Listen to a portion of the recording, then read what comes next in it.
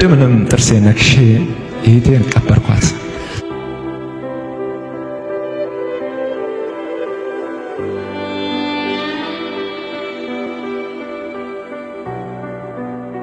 በጣም የሚወዳት እንዲህ አይኔ ብሌን የምጠነቀቅላት በጣም ሳሳላት ታናሽ እህቴ ነበረች። የኔን ጃኬት ትለብሳለች፣ የኔን ሹራብ ትለብሳለች።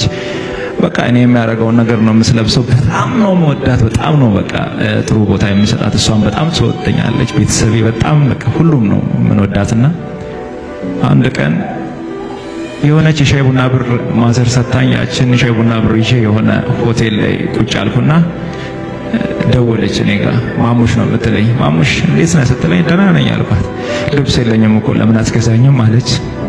ገንዘብ የለማ ልብስ ለመግዛትና ሆቴል ላይ ቁጭ ብያለሁ። ማዘር 100 ብር ሰታኝ ነበር በደንብ አስታውሳለሁ ጊዜውንና ልብስ ግዛልኝ ስትለኝ የሆነ ልብስ የሚሰሩ ነጋዴ ጓደኞች ስለነበሩ ከነሱ በዱቤ ለመቀበል እሷን ላለማሳዘን ስል ምንም ችግር የለም እኔ የኔ እናት እዛ መሳላ ነኝ ብዬ ቀጠርኳት። ከዛ ትመጣለች ብዬ ጠበቅኩ፣ ትመጣለች ብዬ ጠበቅኩ፣ ትመጣለች ብዬ ጠበቅኩ። ለካ እሷ አርፋለች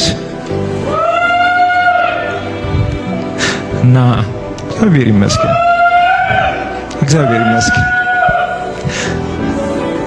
ይህቴ ማረፏን ሰማውና ሆስፒታል ሮጬ ሲደርስ የነበረው ትንሽ ትንቀሳቀስ ነበረና እጄ ላይ አረፈች።